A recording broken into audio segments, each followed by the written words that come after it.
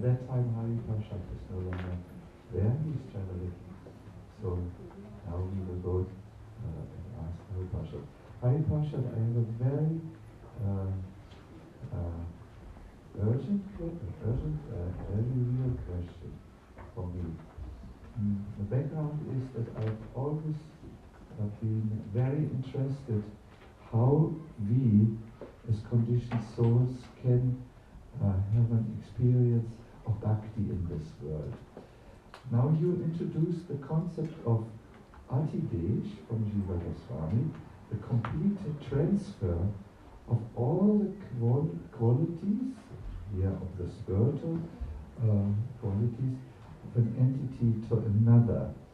And you quoted this very nice verse from the Bhakti Rasamrita Sindhu, that Bhakti is a function of the Swarup Shakti in the internal potency.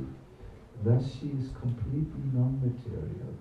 Yet one should know that she becomes non-different from the functions of the body, mind, etc.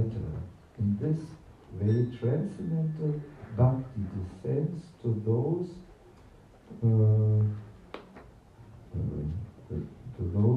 receptive human senses.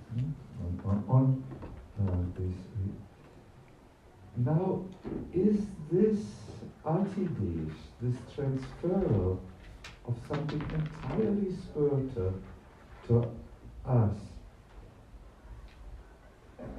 is it the same as what Srila Prabhupada has often quoted, that if we keep our senses engaged in the spiritual nature, they will become spiritualized, much like the iron rod which is placed into fire becomes fire?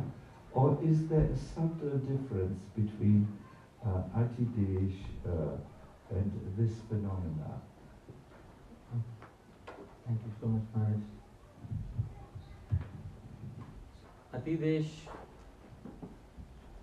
refers to the complete transfer of all qualities from one entity to another entity, and the original entity maintains all the qualities. So, Sri Jiva Goswami in the Bhakti Sandarbha, in the Bhagavad Sandarbha, has specified adidesh, and I would like to point it out very quickly, where he describes the 9 qualities of Vaikuntha, and in that he specifies adidesh.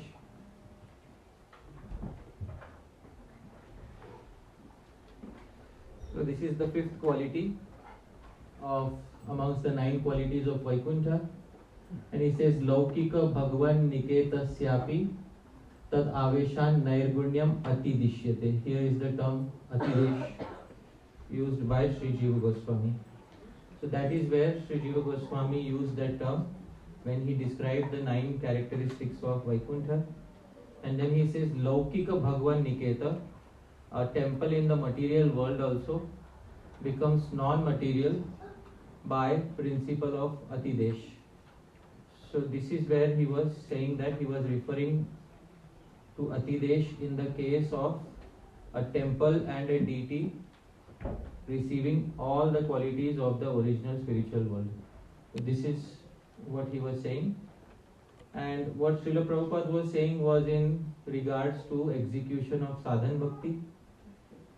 In execution of sadhan bhakti, when a devotee practices sadhan bhakti, Bhakti Devi herself may descend on the devotee's individual senses. But there is no, it is different from adidesh, because adidesh requires an original entity and a copy of that entity is made here. Here there is no original entity as such. Here Bhakti Devi directly is descending on the material senses of the devotee who is executing their bhakti. So adidesh is basically a copy paste of the entire qualities of a spiritual entity in the material world, whereas Bhakti Devi descends. She descends on the material senses of the devotee. So in a sense they are slightly different, because in the case of Bhakti Devi descending, there is no copy of qualities being made. It's just that she is descending and becoming one with the senses of the devotee who is executing that particular limb of Bhakti. So, which Anucheda is this in the Bhakti Sadhana, please? In which Anucheda? In Anuched 49 in my edition, and it starts with Atha Shri Vaikuntha Lokasyapi. This is the Anuched of Bhagavad Sandarbha. Thank you, Maharaj.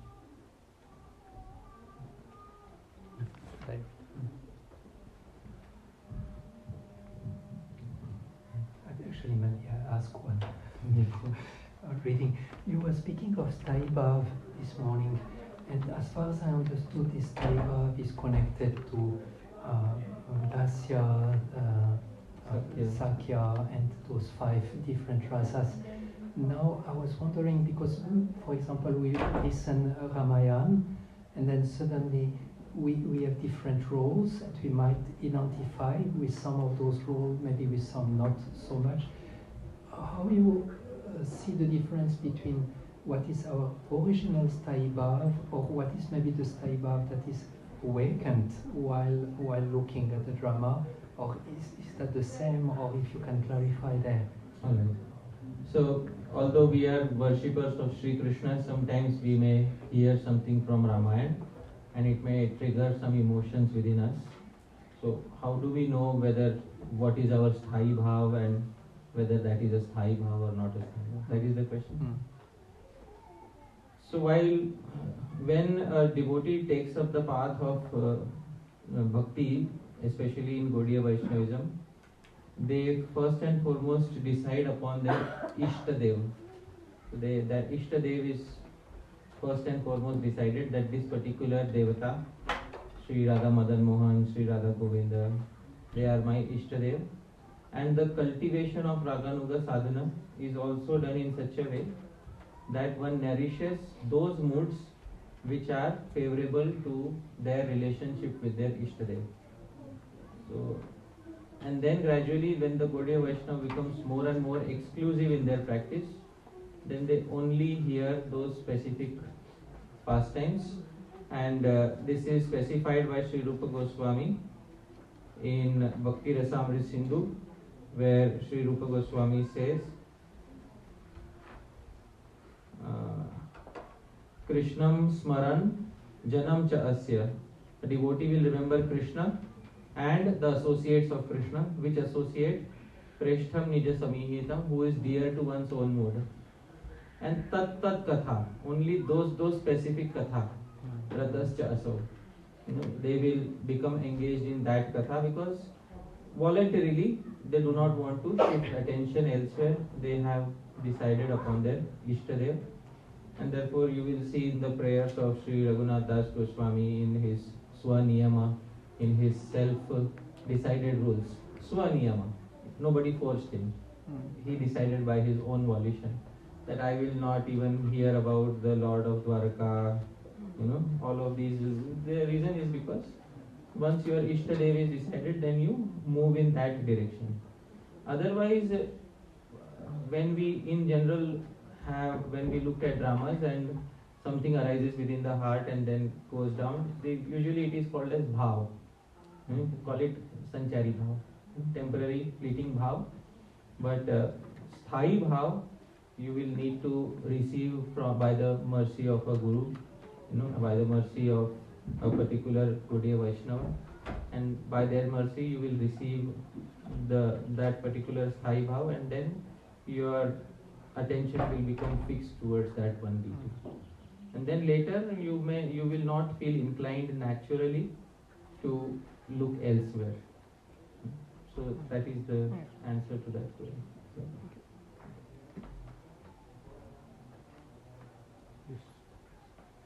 I have another one here.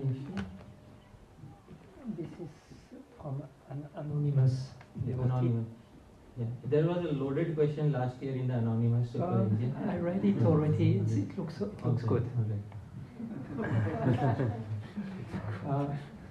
Actually, yeah. His Holiness Bhakti Maharaj has a verse in which he described Krishna crying in the spiritual world for the souls who have turned away from him, and that Srila Prabhupada, wanting to please Krishna, says that he will go to material world to bring them home to him. As I understand, Krishna is busy in Vrindavan with his own affairs. Is he really thinking of us when he is there in Vrindavan and crying? Maybe the Acharyas say something about this. Yeah, because Maharaj's name was mentioned. I think it is best to ask questions with no names mentioned, because once names become attached to questions, it sort of becomes a loaded question. So I have deep respect for His Holiness Bhakti Vigyan Maharaj, but I am also sure that this verse is not from the previous acharyas, maybe some new creation it might be. So whosoever has composed that verse may be knowing what mood has gone behind composition of that verse, and Maharaj may be respecting the mood of that verse for some, because it might be a good composition. I have not seen such a verse in the writings of the previous acharyas that Krishna is telling Srila Prabhupada, or Srila Prabhupada is saying that I will go. At least in the writings of this, I have to be honest. So I have not seen such a verse. But in the Brihad Bhagavatamritam, when Gopakumar returns back to the spiritual world, Sri Krishna says that hope had me dancing like a fool, that in this life you will turn towards me. In this life you will turn towards me.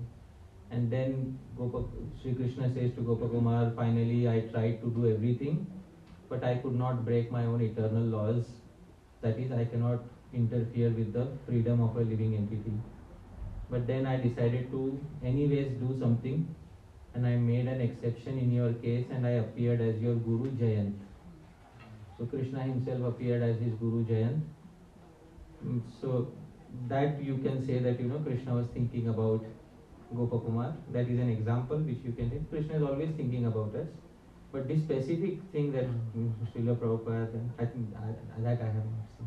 Very respectfully I have to say, I have not seen that. Okay? But it may be a new composition, and we should respect all compositions, old or new. Purana mityeva, na sadhu sarvam, na chapi kavyam, navamityavadyam. Kalidas says in the beginning of Malavikagni Mitram, just because a composition is old doesn't make it bona fide automatically, and just because a composition is new doesn't make it non-bona fide automatically. Santah parikshanyatarat bhajante, mudaha parapratyayane buddhi. Saintly souls test everything for Siddhanta before accepting it, and fools are always dependent on the opinions of others. So this is what Kalidas says in Malavikagni Mitram. It's a very important litmus test. We should test every new composition according to the Siddhanta of the previous acharyas. The Siddhanta of the previous acharyas is perfect. So whatever fits in that Siddhanta is good and can be accepted. So I think that is what I would like to say. And I would request the devotees not to take names of institutions or individuals in the questions, so that makes the question loaded. Okay? Yeah, we have Manisha Mataji here. Let's give her mic.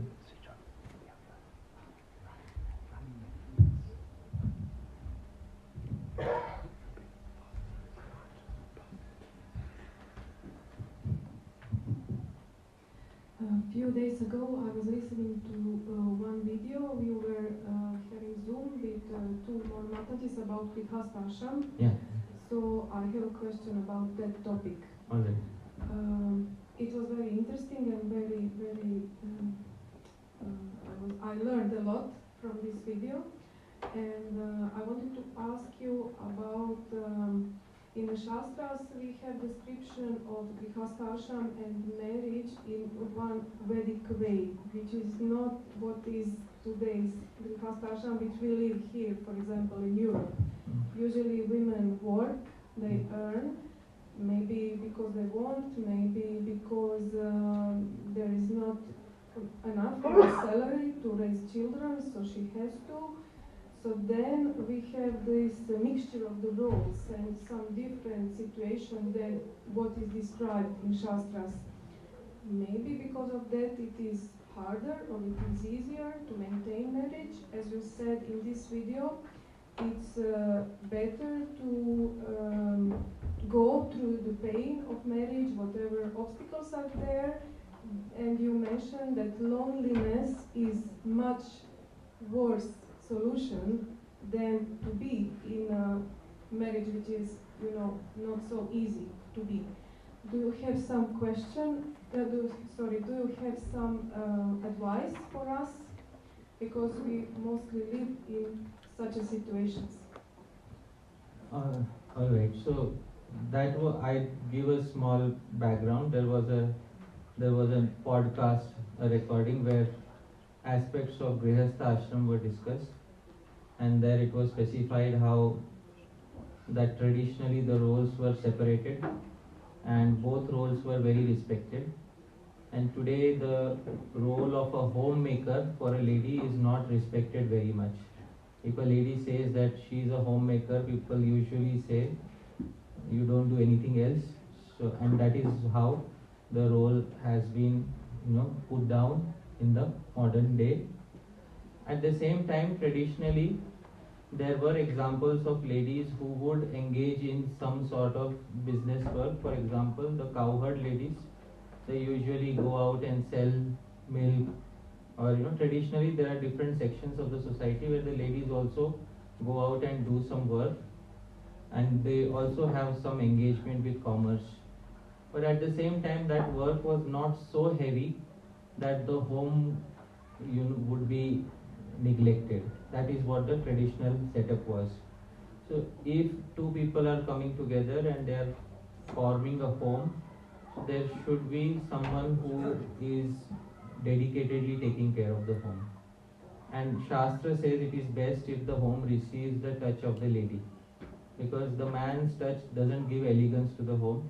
It is the lady's touch that gives elegance to the home. That is what Shastra traditionally says. Nowadays it may have become very difficult. The more difficult it is, the more challenging it will be to have that beauty of a home.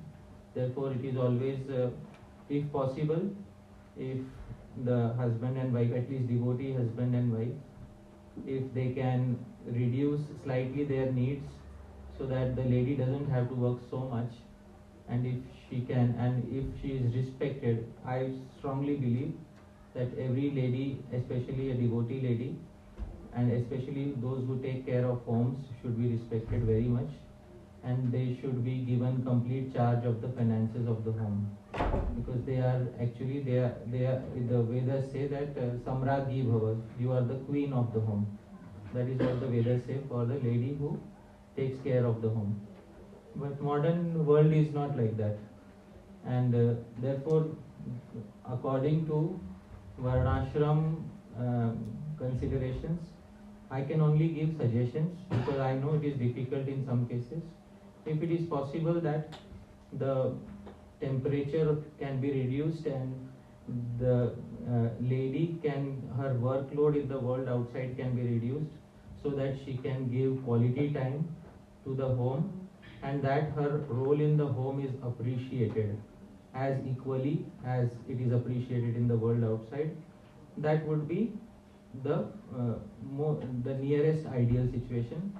In some cases it is not possible, so then the husband and wife have to find some alternative. Even in Vedic times, there would be cases when the husband is disabled and the wife has to go out and do some extra work.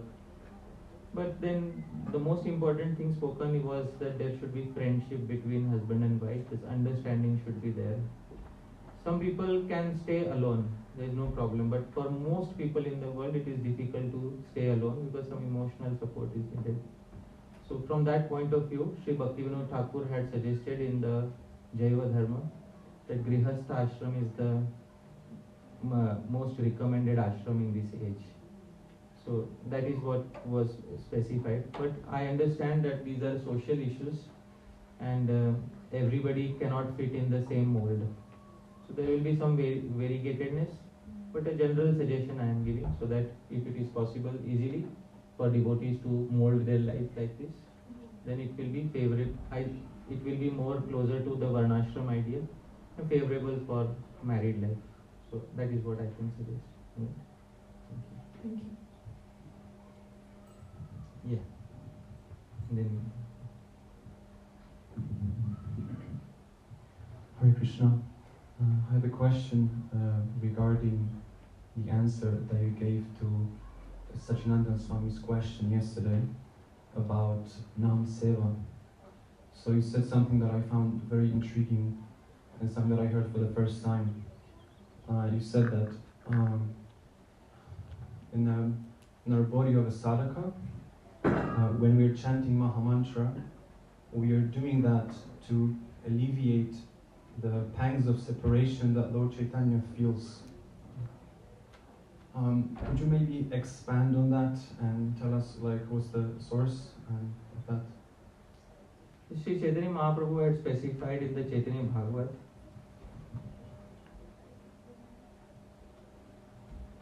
This is, please repeat after me, dear devotees. Yadi ama prati sneha, Yadi ama prati sneha, Thake sabakara, Thake sabakara, Tabe Krishna vyatirikta, Tabe Krishna vyatirikta, Nagaive ara, Nagaive ara. So if Chaitanya Mahaprabhu's statement, if you have affection for me, then don't sing of any topics besides Shri Krishna. And this is our primary reason for uttering Hare Krishna Mahamantra. He is the personality who brought Hare Krishna Mahamantra in our lives. And what is our primary reason for uttering it? Because we have affection for him. And that is why for whatever pleases him, we are going to do that. So that is the primary reason. In Jagannath Puri, he is in the mood of Sri Radha. He is experiencing separation from Shri Krishna, and Sri Radha loves to hear his name again and again. Therefore, meditating on that, when we chant our japa, at the end of our japa, we can offer all of that to Sri Chaitanya Mahaprabhu. And Mahaprabhu, whatever remembrance of Shri Krishna took place, I offer it to you. Please let it help a little bit to alleviate your separation from Shri Krishna. Because we are in the sadhaka body. In this body, we do not have direct access to Sri Sri Radha Krishna seva. In this body, we have direct access to Sri Chaitanya Mahaprabhu seva. So that mood of separation which he has, if it can be slightly reduced by our utterance of Krishna Nam, then nothing as good as it. So that mood at the end of one's japa. In the Hari Bhakti Vilas, there are also mantras for offering one's japa. At the end of one's japa, one offers to Bhagavan. So might as well offer it to Bhagavan Sri Chaitanya Mahaprabhu. You can select the Bhagavan you want. So you can either offer it to Sri Krishna as the Hari Bhakti Vilas says, or you can offer it to Sri Chaitanya Mahaprabhu, which is closer to the Gaudiya Vaishnava mood. So that is a suggestion, a recommendation that was given. Yeah. We had Anuragini Mataji, then we'll go.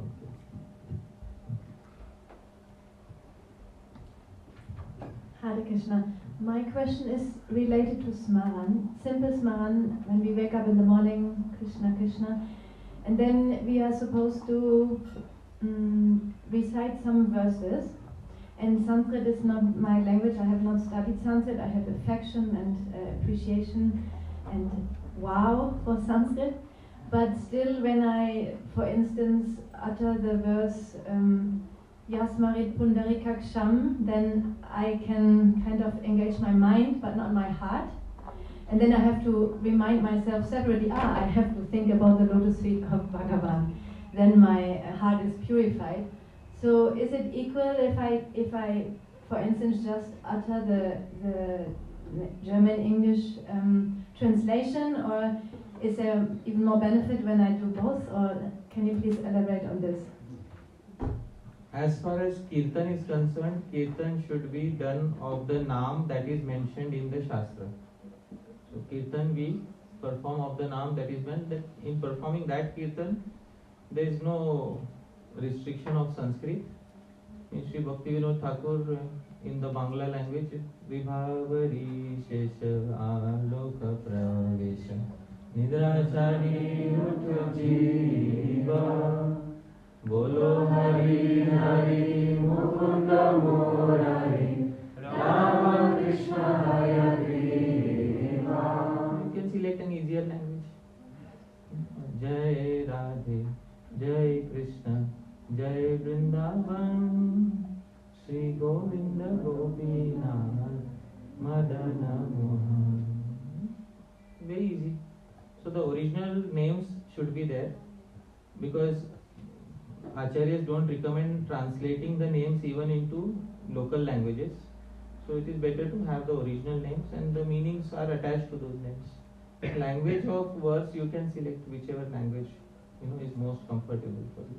So for verses, I can Bangla verse, the Hindi, Bangla. But not German.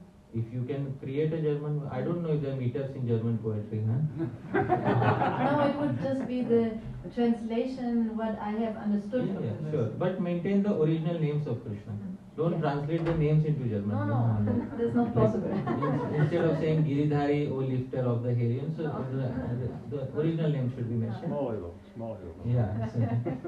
So it's okay, the devotee can express their feelings, but the original names of Bhagavan, which are mentioned in Shastra, should be there. There is no such restriction.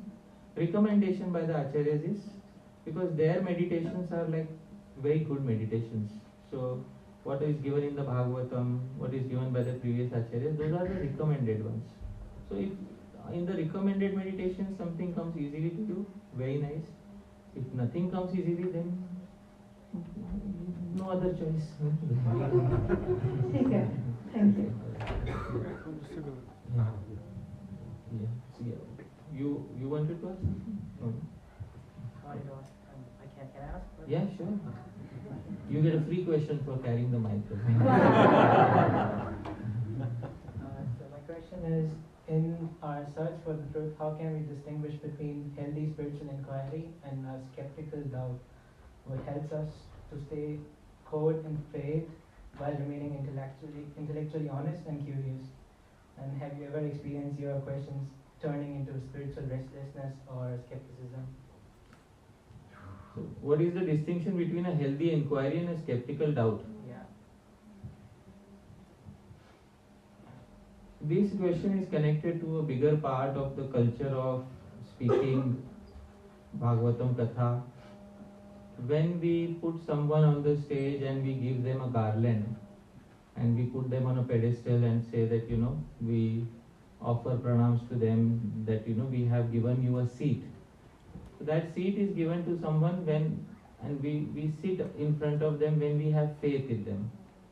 That is, in the assembly of Naimisharanya, the sages of Naimisharanya, they gave a seat to Sri Suta Goswami.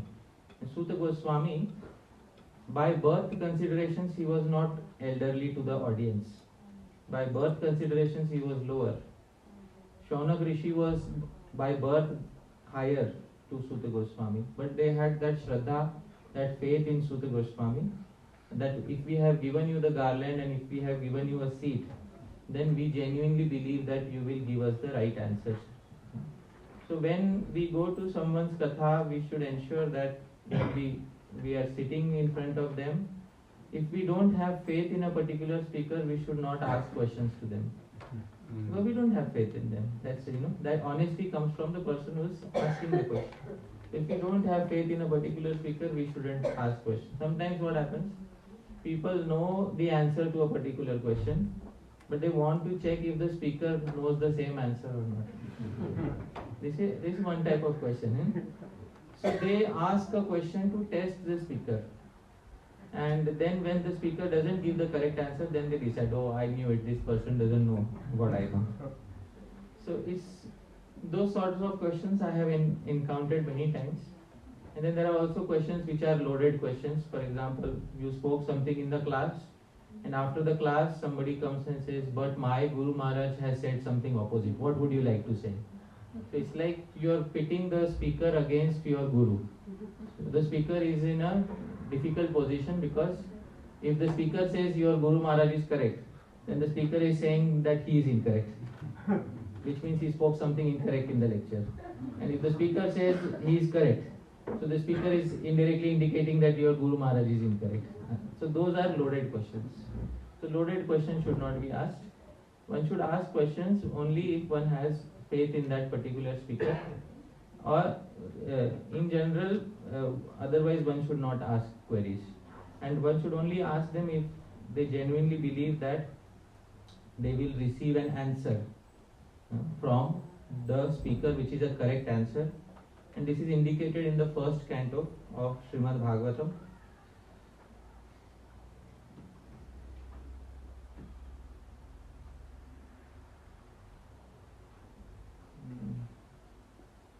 This is the first canto.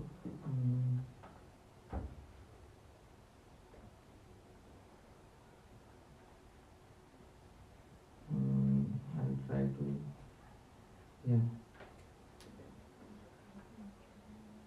Yeah, this is good. Please repeat after me. Vethatvam saumya tat sarvam. Vethatvam saumya tat sarvam. Dadvatastat anugrahat. Dadvatastat anugrahat. Bruyuh snigdhasya shishyasya. Bruyuh snigdhasya shishyasya. Guravo guhyamapyuta. Guravo guhyamapyuta. Kindly read the translation. And because you are submissive, your spiritual masters have endowed you with all the favors bestowed upon a gentle disciple. Therefore, you can tell us all that you have scientifically learned from them. So you can see the shraddha that they are investing in the speaker. It's very important to have that faith invested in the speaker before we, ask them a particular question. So mostly it is from the side of the person who's asking the question. They should have that requisite shraddha that this speaker will give a proper answer to my query. Otherwise, if they don't have the shraddha, then better just to hear the katha and then ask questions to one in whom one has that shraddha. So that is what can be recommended. In general, I try not to ask questions based on names of individuals or institutions, but this person says this, so what do you have to say? So those are loaded questions. But in this institution we do this, so what do you have to say? So those types of questions are not so much appreciated. I hope that answers your query. Thank you. Yeah, Manjari Mataji, and then we'll come to it.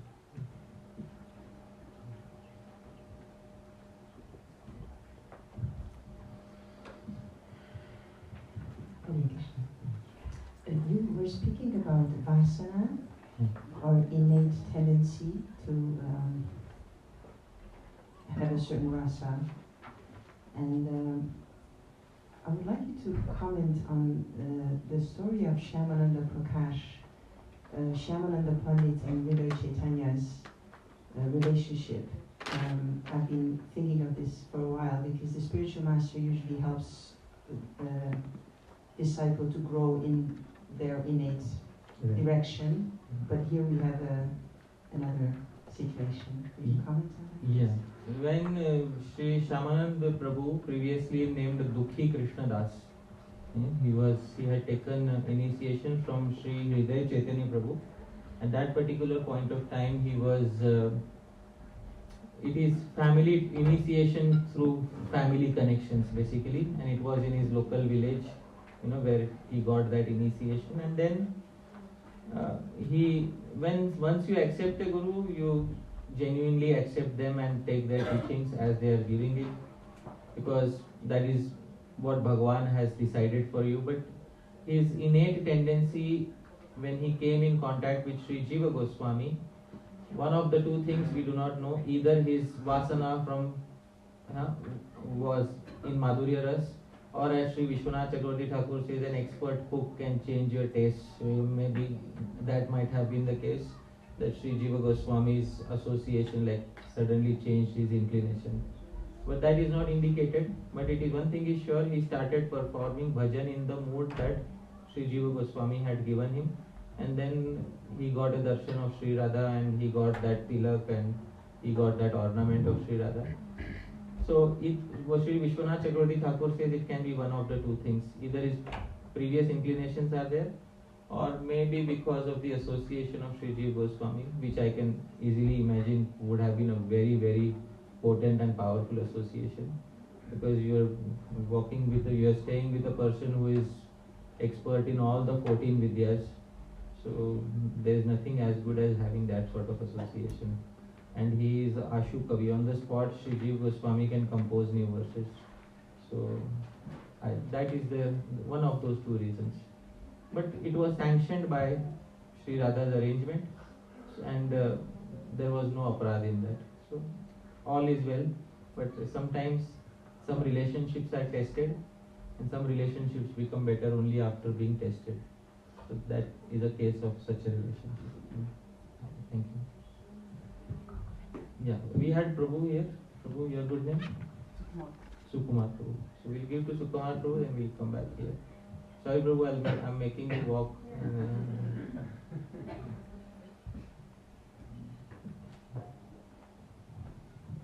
Hare Krishna Prabhu, Dhamat Pranam. Prabhuji, when you do the chanting, then the heart is cleansed, yeah. And then I heard that this vidyate hridayat granthi, yeah. I heard also that in the chitta you have this vasana stored. So and then these vasanas come again and again, and that is the reason we are doing these material activities again and again. For example, eating any gulab jamun, something like that. So what actually is this heart cleansing and this vidyate hridayat granthi? What is heart cleansing? Yeah. So when we do this chanting, we say heart is cleansed. Yeah. So that is the reason we get more love for Krishna, like that. Yeah. So what actually happens? What is this heart cleansing means? Is it that this vasanas in the chitta are cleaned up, or I have some confusion here, Prabhuji. Please clarify me. Thank you. So what is the meaning of cleansing the heart? So it's important to understand how the heart is cleansed actually. What is the practical way of cleansing the heart? Because often it is said that you just keep repeating the Naam and heart is being cleansed. It's just an automatic assumption. You just keep chanting and the heart is being cleansed. Don't worry about how much it is being cleansed. You just keep repeating the Naam, heart is being cleansed. You might have heard that many number of times. Yeah. But Sri Chaitanya Mahaprabhu says,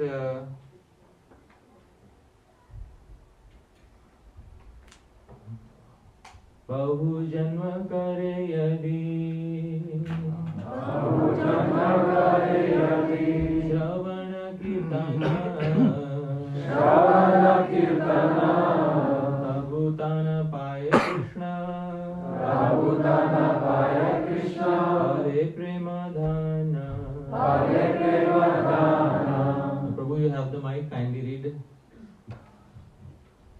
If one is infested with the 10 offenses in the chanting of the Hare Krishna Mahamantra, despite his endeavor to chant the holy name for many births, he will not get the love of Godhead. That is the ultimate goal of this chanting. Yes, so many births will go and we will keep repeating, and then somebody may tell you, yeah, it is getting cleansed, it is getting cleansed. Actually, it is not getting cleansed. So cleansing means two things. First is somebody should tell us how to get rid of the anarthas and practical direct ways of getting rid of the anarthas. That is first.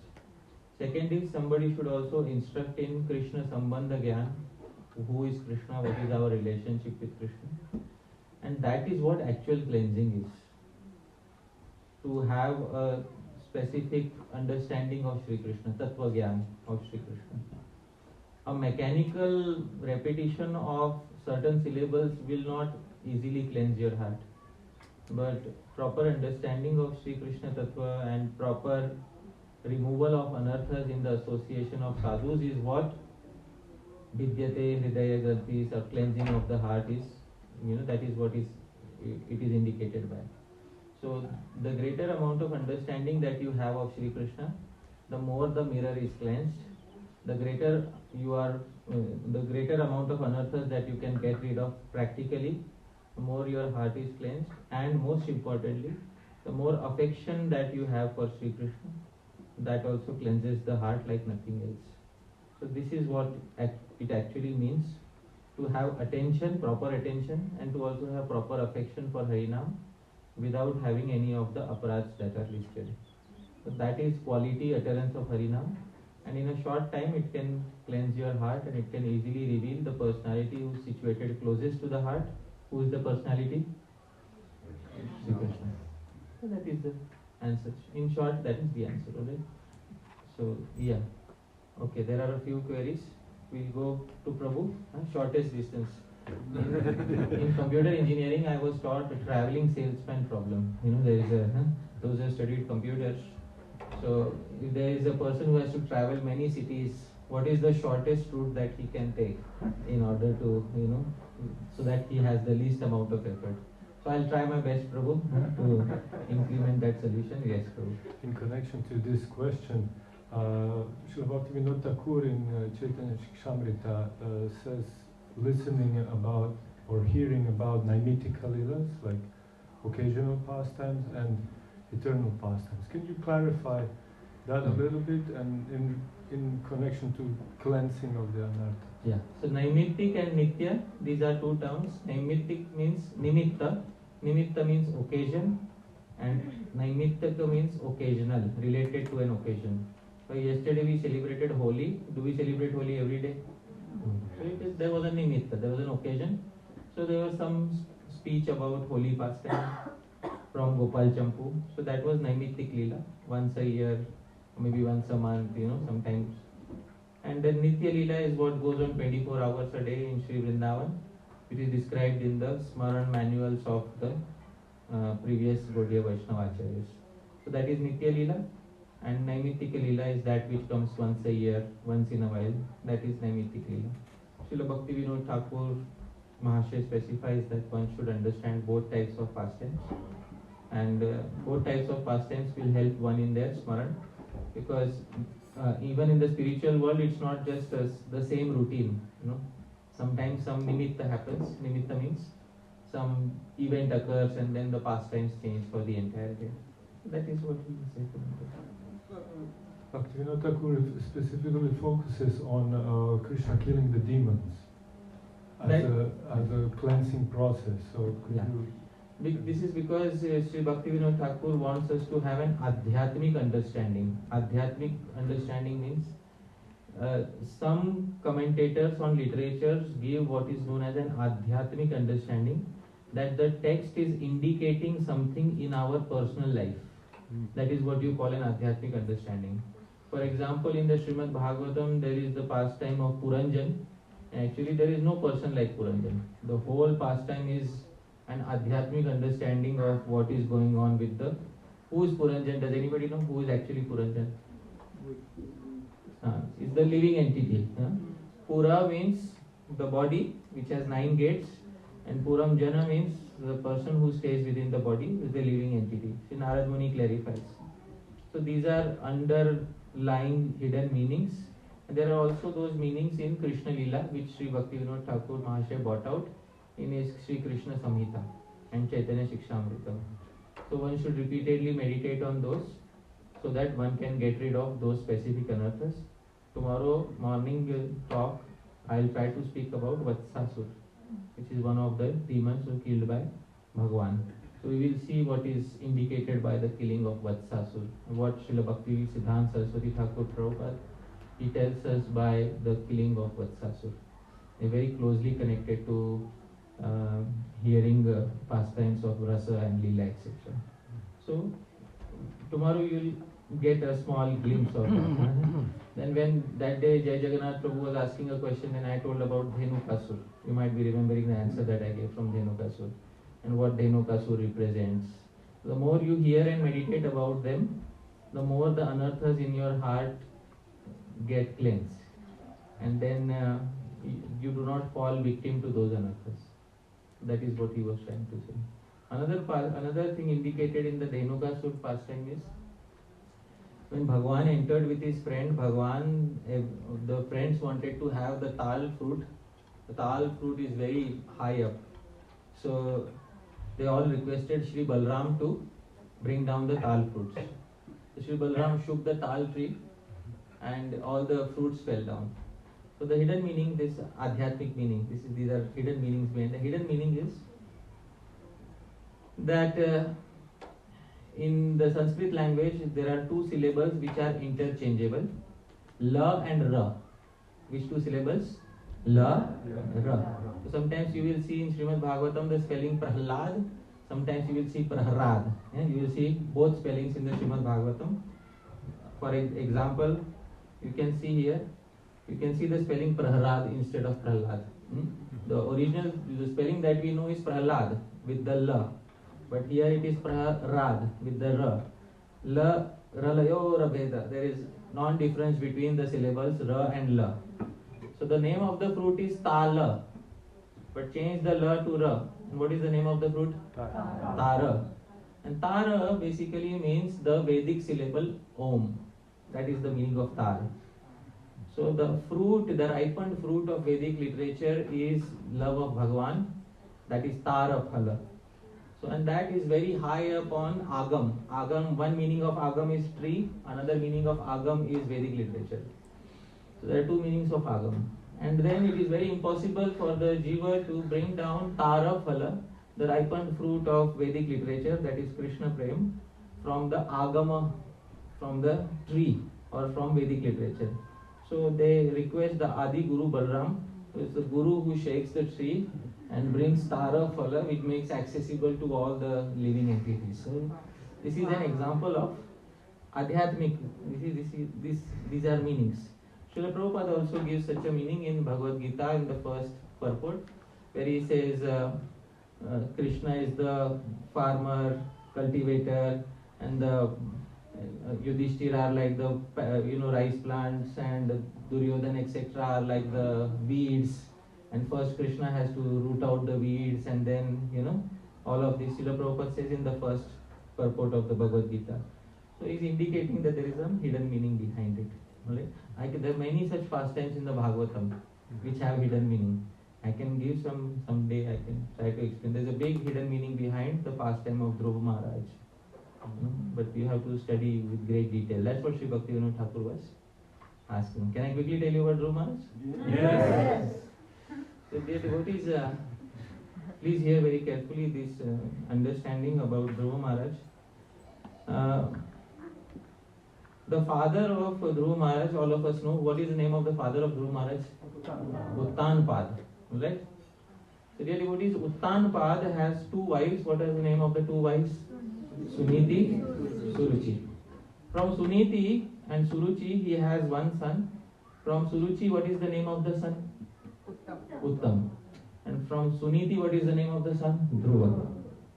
So there is a big hidden meaning behind the entire pastime. The pastime has occurred historically, no doubt about it. But Bhagavan has arranged the names in such a way that there is also a hidden meaning behind it. What does Uttanpad, whom does Uttanpad represent? So dear devotees, what is the meaning of Uttan? Does anybody know what is the meaning of Uttan? Yeah, having legs up. Having legs up. Legs up, head down. Dear devotees, can you think of someone whose feet are up and head is down? Yeah, in the womb, the living entity is Uttanpad, dear devotees. I hope you are able to understand. Because the living entity has his legs up and head down. As soon as the living entity comes out, then the living entity has two tendencies in life. To do what is very dear to him, Suruchi, and to do what is according to Shastra, Suniti. But please tell me, to whom the living entity is attached more, Suniti or Suruchi? Suruchi. When the living entity is attracted to Suruchi, the living entity begets Uttam, the highest material enjoyments in the world.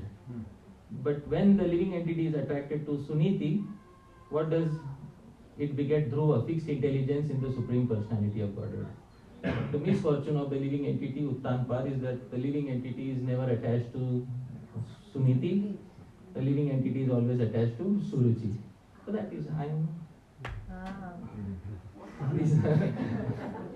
So please note one thing. Does not mean that the pastime did not occur historically. It occurred historically, but there are many layers of meaning running in the Bhagavatam. Many layers of meaning.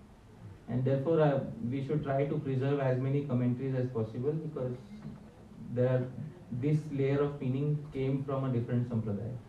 But I'd love to preserve such meanings because it adds a wonderful dimension to one's understanding of the Srimad Bhagavatam. So I hope that answers your question. So alright. So then we should have to go here. Somebody was asking a question there. Yeah. Behind somebody has to go.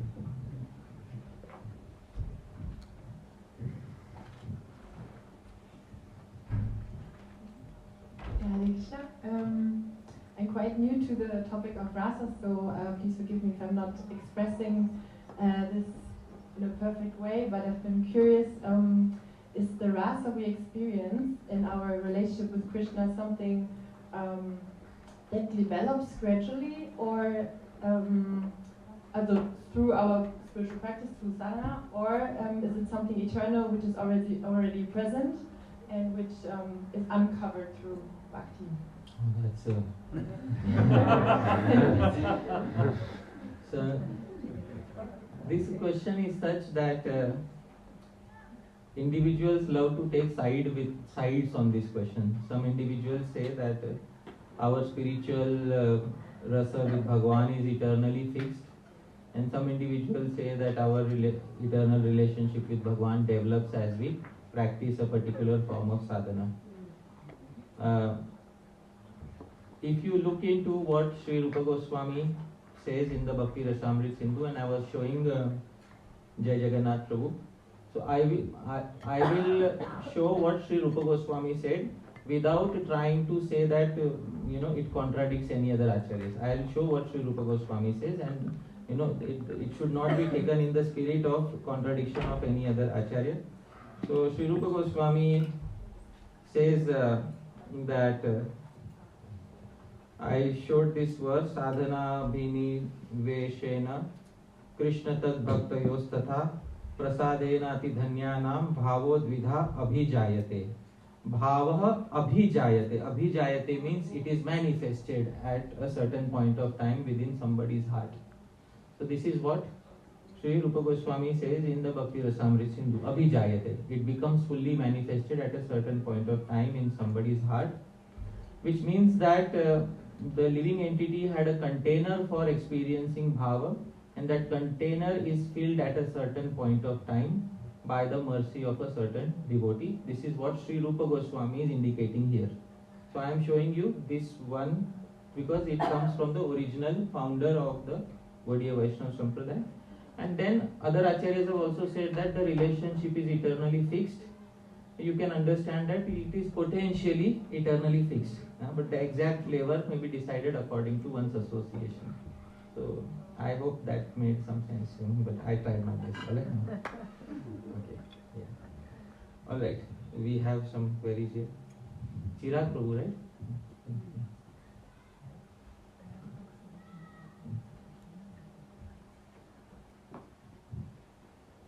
Hare Krishna, Prabhu. Thanks a lot for your wisdom-packed presentations. Yes, my question is actually about what I have get to know, like this peace formula from Srila Prabhupada, Nasochati, Nakanchati. The peace formula is... yeah, please correct me if I'm wrong. Goptaram yagyatapasam sarvaloka maheshwaram suhridam sarvabhutanam gyatva mam shantim rikshati. But anyways, yeah, peace formula. Okay. Yeah. Yeah, like we know that the entity always hankering after something what he not have and lament about something which he may lost. And in this kind of mental stage, it's difficult to maintain peace in heart, and without this peace, it's maybe even difficult to practice Bhakti Yoga. And my question is actually, what can be the remedy, or how to balance this and come to some level where it's possible to find this inner peace? Actually, Sri Rupa Goswami agrees with you when you say that a disturbed heart cannot perform bhakti. Sri Rupa Goswami says one of the 16th limb of bhakti in Bhakti Rasamrita Sindhu is Shokadi Avashyavartita, not becoming overwhelmed by lamentation, anger, negative emotions. And he says Shokam Arshadibhir Bhavair Akrantam Yasya Manasam Katham Tatra Mukundasya Spurti Sambhavana Bhavet. If somebody's heart is overcome by negative emotions, there is no possibility of them engaging in real Krishna Smaran. It is not possible. So it is always recommended to have a lifestyle in which the disturbances are the least. And how can you have a lifestyle in which you have least amount of disturbances? So another limb of bhakti that is given by Sri Rupa Goswami is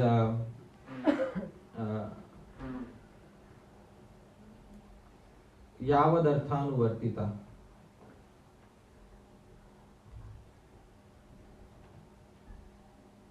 So I will try to show it. Yeah.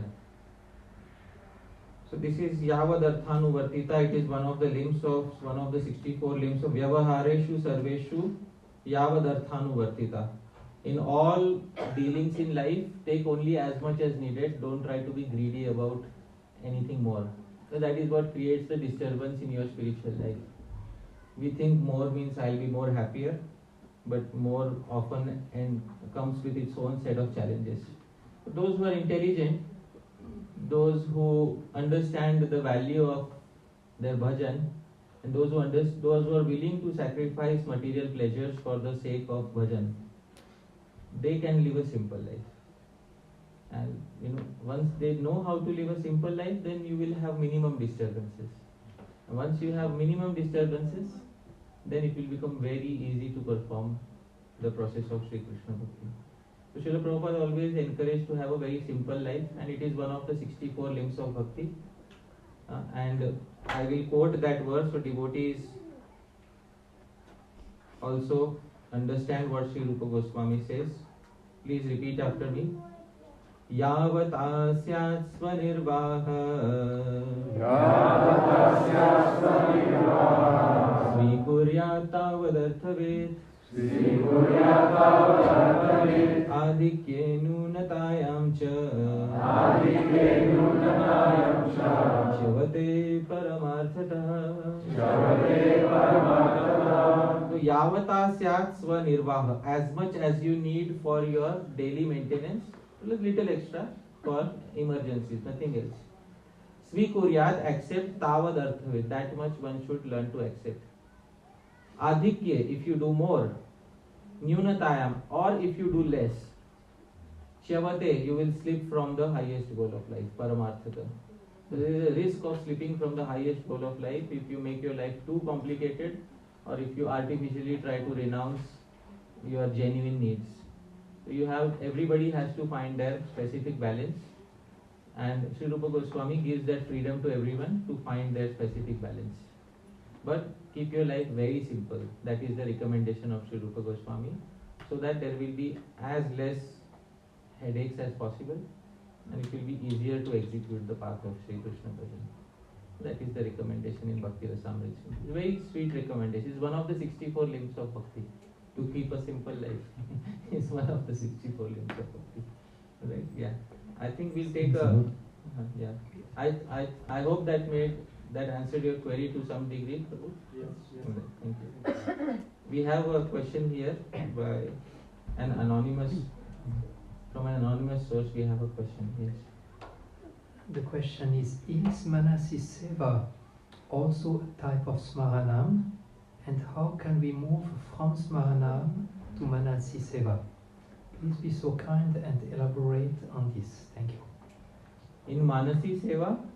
Is Manasi seva smaran, and how do we move from smaran to Manasi seva, or how it's interrelated? Smaran is mainly, it can be used to refer to passive remembrance without active participation in the pastimes. That is passive remembrance. You observe the pastimes in the mind as they are described by the previous acharyas. Passive remembrance. Seva is when you get actively involved in it. And that requires the guidance and the blessings of the Gurujanas. In general, it is recommended to do smaran. Manasi seva, the Guru will give specific guidelines as to when and how one should engage. The basic difference is passive and active participation. So passive participation you can call smaran. Active participation you can call Manasi seva. It's a very simple difference between both of them. But a general answer to this cannot be given through this stage, because it's a very person specific answer should be given by the Guru. A tailor-made program of Smaran and Manasi seva is required for every individual. But I can give the basic difference between the yeah, we have some Vaishnavis will go behind.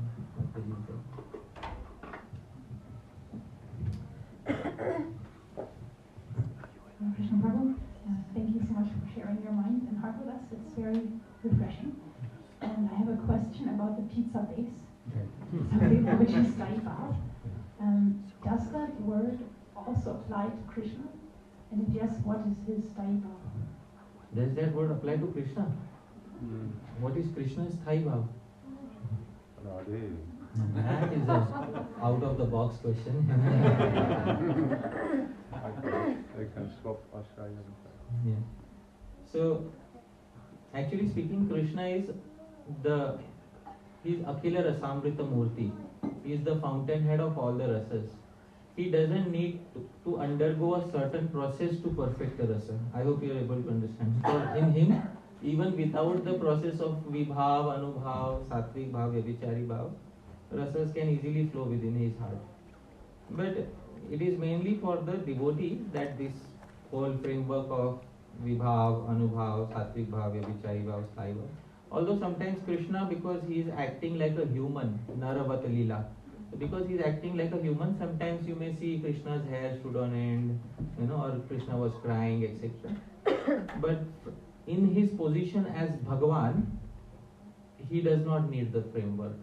And in his position as an ordinary human being, which is taking the role of, you may see some emotions, and then same framework applies to him. I hope you are able to understand. So, in his original position as Swayam Bhagavan, this framework is not needed, because the rasas are self-perfected within him. All the rasas come from him. So why will the source of all rasas need a specific process to relish that particular rasa? So that is the answer to that question. I hope that satisfies it. Yeah, we come here.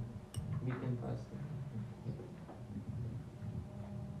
Hare Krishna, Prabhu, thank you very much.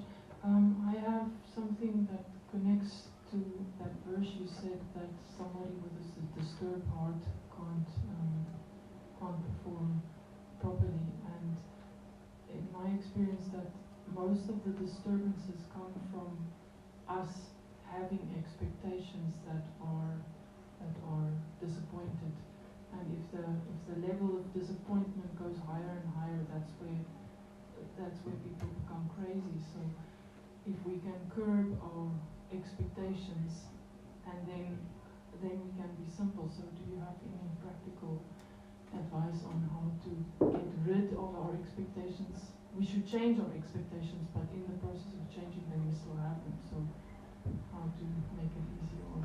So in the Gita, Bhagavan has spoken about curbing something. So there is a generic statement that Bhagavan has made in the Gita. Please, the devotees repeat. Nigraha kim karishyati. Nigraha kim karishyati. So the translation of that is, what can repression accomplish? This is a generic statement made by Bhagavan, that usually repression may achieve something for the time being, but ultimately it is not a permanent solution to any of our problems. It is only by association with a proper sadhu that we come to realize the futility of our expectations in the world. When we are associated with the proper set of people, our perspective of the world changes. And when our perspective of the world changes, it is then that we start having different sets of expectations from the world. So maturity is in transcending one's current set of expectations by good association, rather than trying to curb those. So curbing will not achieve anything. So that is what I would recommend, because when you curb something, you still not put it out of your heart. It's still there within your heart, waiting for the next chance to crop up. So it's very important that it should not be curbed. It's very important that through proper association, and someone can convince you why that expectation is not correct, and then you voluntarily say goodbye to that expectation. that is what will work. So, I hope that makes sense. And it is possible to get rid of every expectation like that.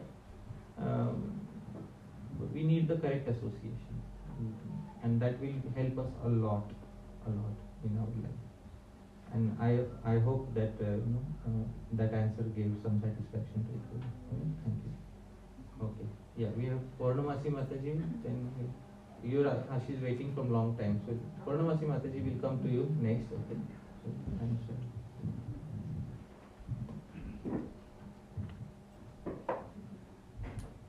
Hare Krishna, Prabhu. Thank you so much for your talk. Very inspiring. My question is, you said in theory from the 5 rasas, Madhurya Ras is the highest. But as far as I understood, that it's mainly the gopis who experience this Madhurya Ras. But our tradition is rooted in manjaris. So could you maybe explain what is the ras of the manjaris? Because if I think of it, it's actually a mixture, or I don't know.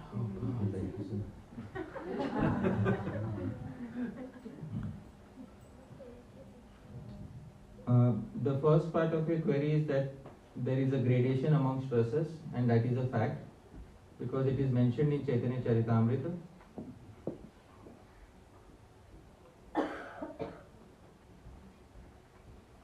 Please sing after me.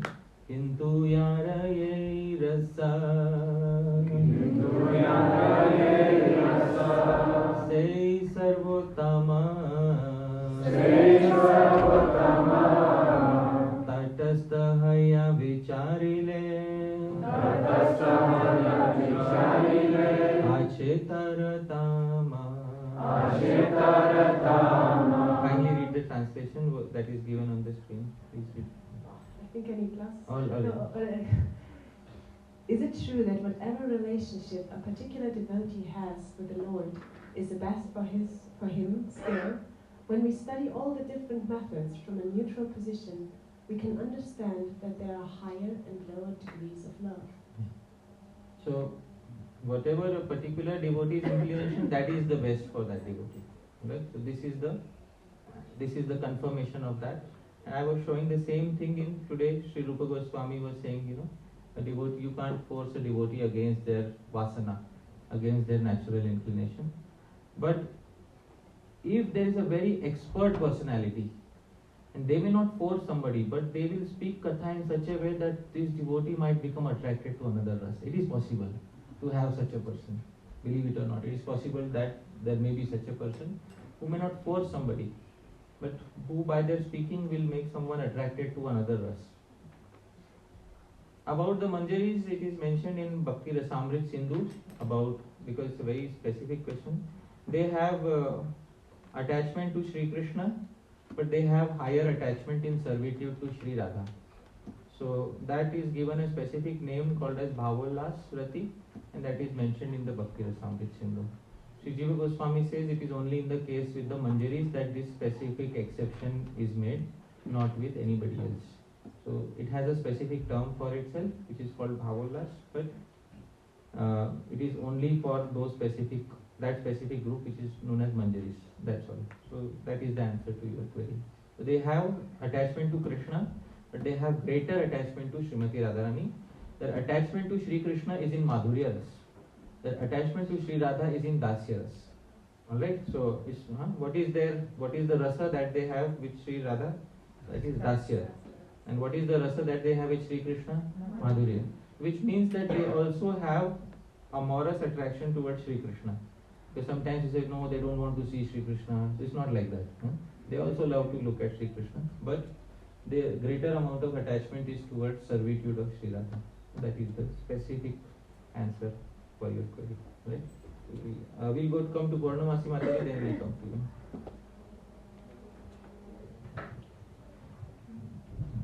Thank you.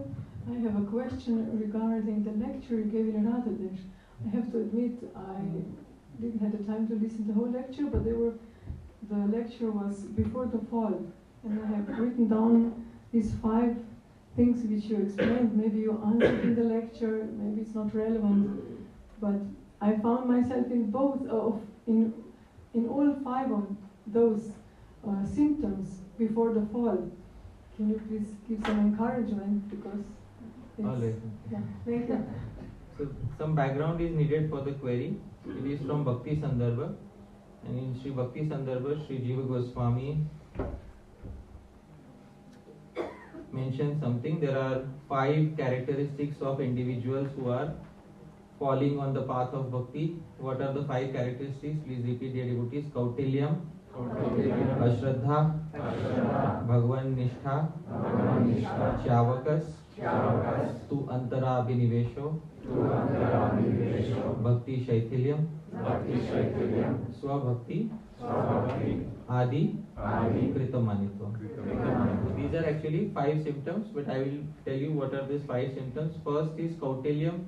They develop crookedness in their mind, that just as I am not a simple person, the other person must also not be simple. Something must be wrong with this person. I can't accept that this person is so nice. I hope you are able to understand. So this is what you call Kautilyam. Yeah, my guru is okay, but he must be having some hidden motivations. This devotee is okay, but he must be having some hidden motivations behind him. Otherwise, why is he acting so simple? I hope you are able to understand. So this is what you call Kautilyam.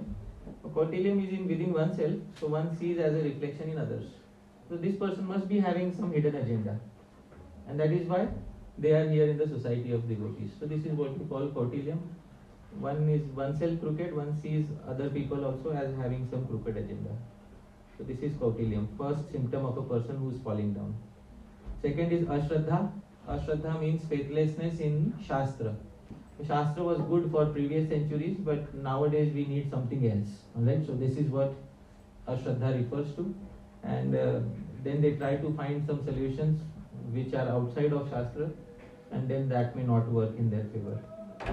Third is Bhagwan Nishtha Chavakas to Antarabhinivesho. To get absorbed in other sense objects. Material world is also good. What was wrong with the material world? Some things were good in the world. Alright? And then they get absorbed in the world again. And the fourth is Bhakti Shaithilyam. Their practice of bhakti gradually goes down, slackens. And fifth is Swabhakti Adi Krita Manitvam. And whatever little bhakti they are doing, they are very proud of that. So these are the 5 symptoms. So what about this you were saying? Yeah. So, because myself, I can recognize all 5 of them. So please. I am well practiced in all of them. No problem. So you are speaking to an experienced person. Please tell me. Yeah, to give us some encouragement. To get into this or to No. come out?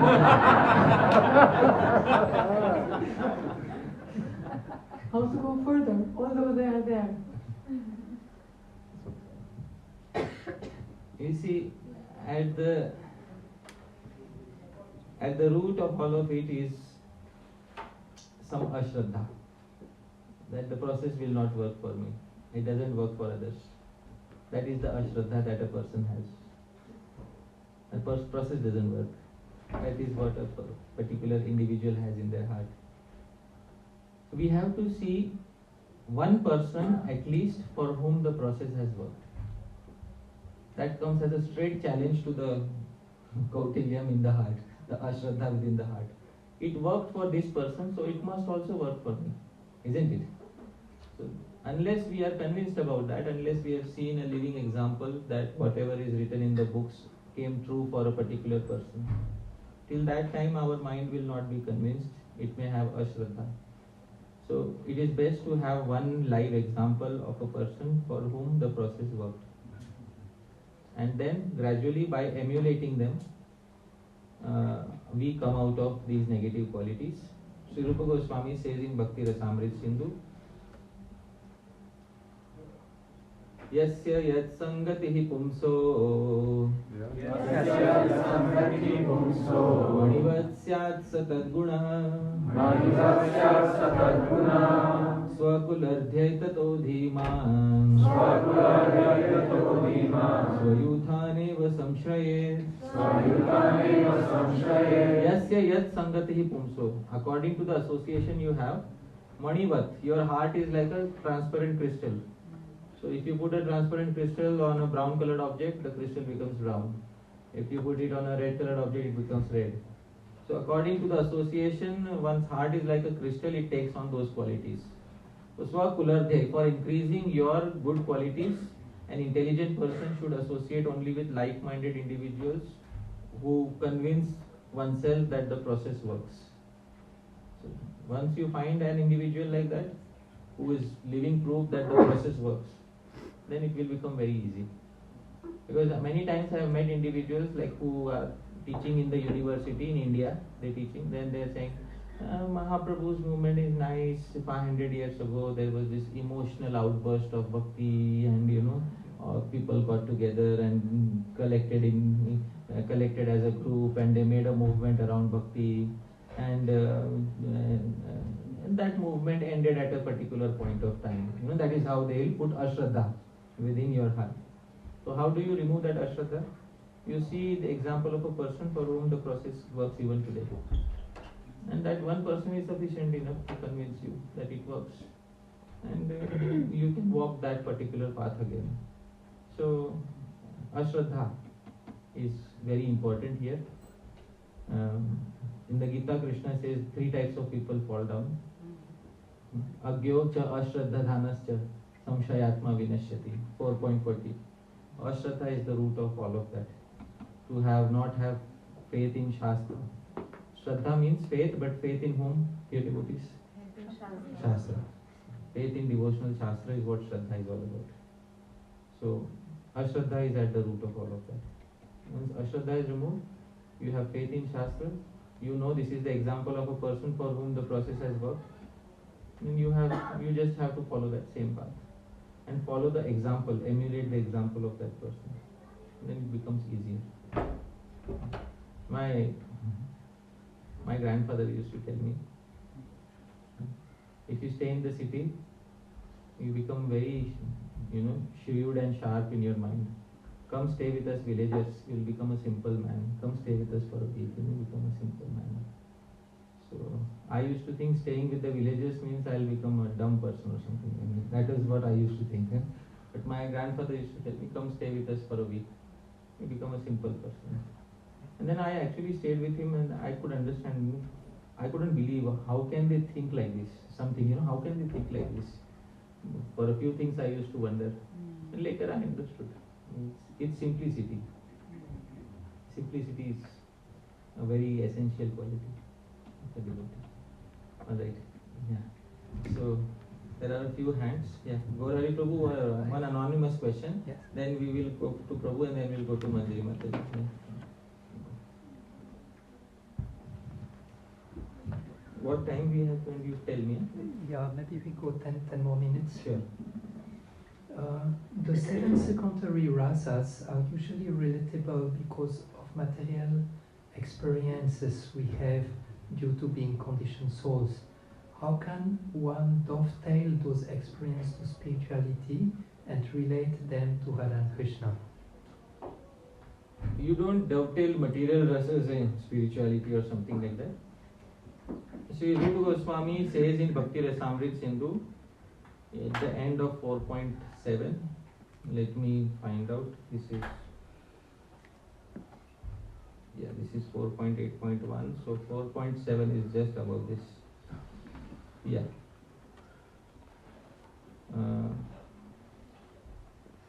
Ami panchaiva shantadya harer bhakti rasamata eshu hasyadayah prayo bibrati vyavicaritam. So once you are experiencing the main bhakti rasas, the main 5, which are the main 5 dear devotees, Shanta, Dasya, Sakhya, Vatsalya, Madhurya, these 7 become Vyavichari. Vyavichari means they become transitory emotions. Once you have the primary, one of the primary 5s, then these become secondary in relation to Krishna. Rupa Goswami never says that you have to take material emotions from the material world and then somehow try to dovetail them towards Krishna. You have your direct bhakti rasas with Krishna, and you, in those direct bhakti rasas with Krishna, these secondary rasas become vyabhichari bhavs. Vyabhichari means they become transitory emotions.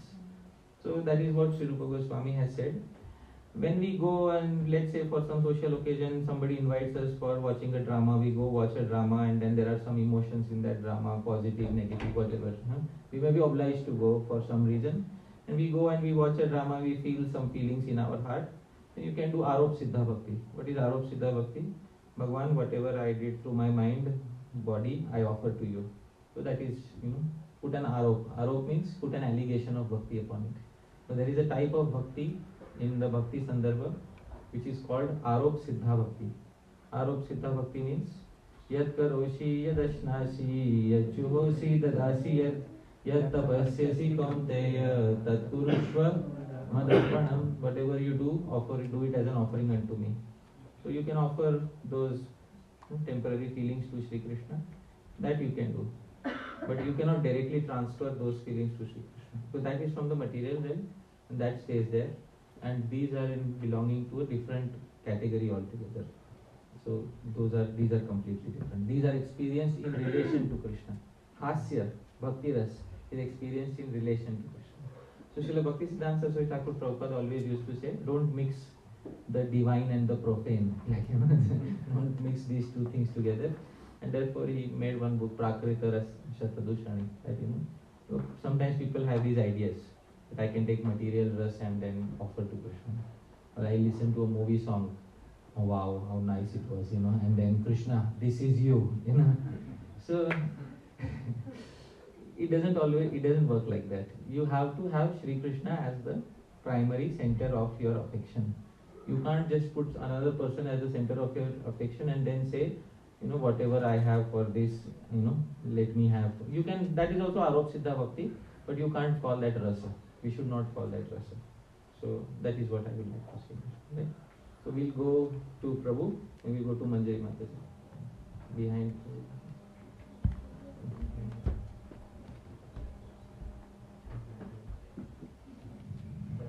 So Hare Krishna Prabhuji, thank you. It has been like great series of lectures. My questions are quite simple because you gave us in one of the lectures a practical tip as to how to introduce Smaranam starting at the start of your day. Right? Any other practical tips? Because yes, you start the day, you do your chanting, but throughout the day, then you are associating with different minded people who come from different backgrounds. So how to keep a check on your Smaranam? Are there any other practical tips for that? And the second one question I had is that many a times when we are in a situation, there is an intuition that comes, right? But how is there a guidance in the scriptures to align ourselves that intuition is the correct decision, or it's something coming from a materialistic desire point of view? Alright. So often I am asked about a few helpful tips. So this is one of those types of questions. See, Prabhu, one has to understand ultimately why one has come on this path, and the reason we have. Please tell me what is the ultimate reason for coming to this path. So we'll evaluate your original motivations. Please tell me. Well, ultimately, to do seva towards Krishna. That pleases my heart actually. That's the main. So ultimately, it's about your pleasure. Yeah.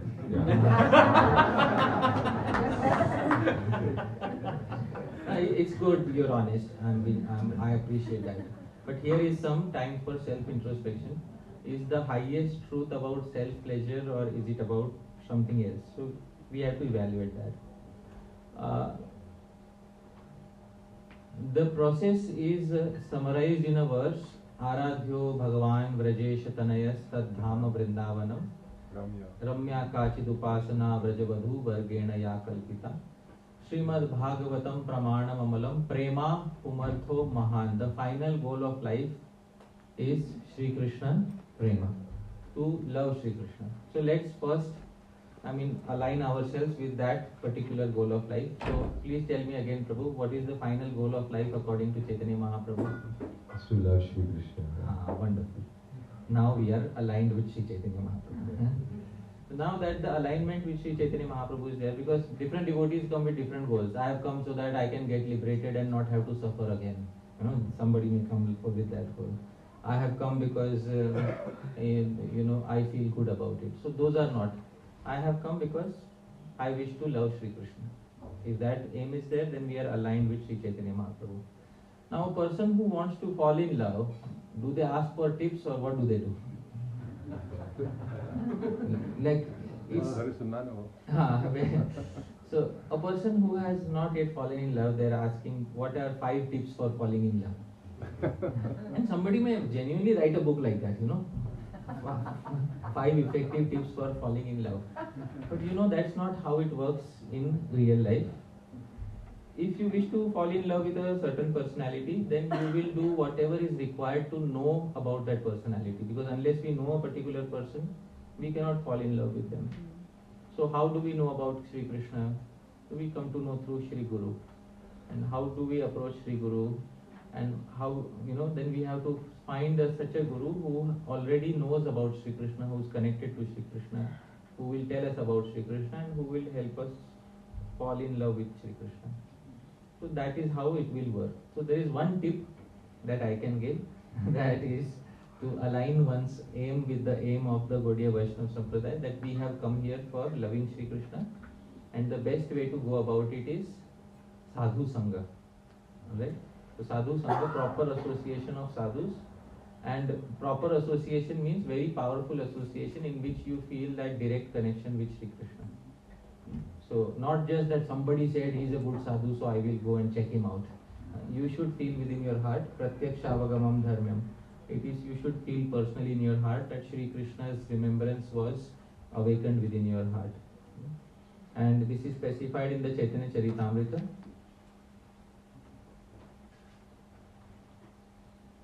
Please repeat. Krishna Bhakti Janma Mula.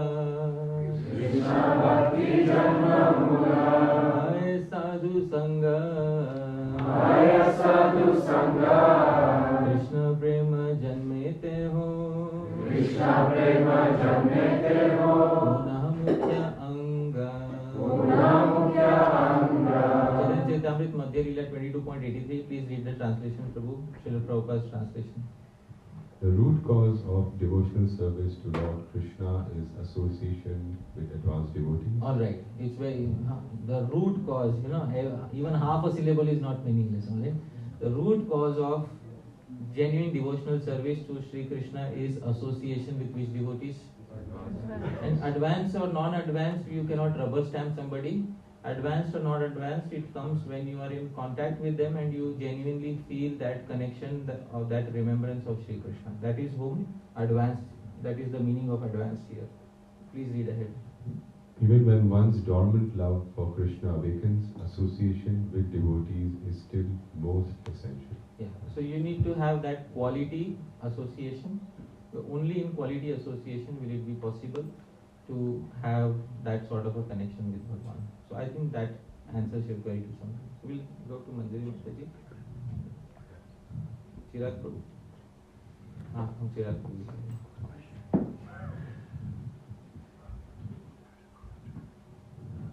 I think maybe, I'm sorry, there is the lamp, the Mahaprasadam of the deities that have arrived, and maybe to not disturb. Yeah, you can take it from a distance. Like in India, we can all do like this from distance. Haribol.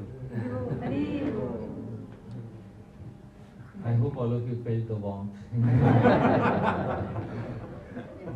There's a story about Birbal and the fire cooking in the distance. We have heard some very beautiful verses for Smaranam, meditation on Krishna and Srimati Radharani and their pastimes.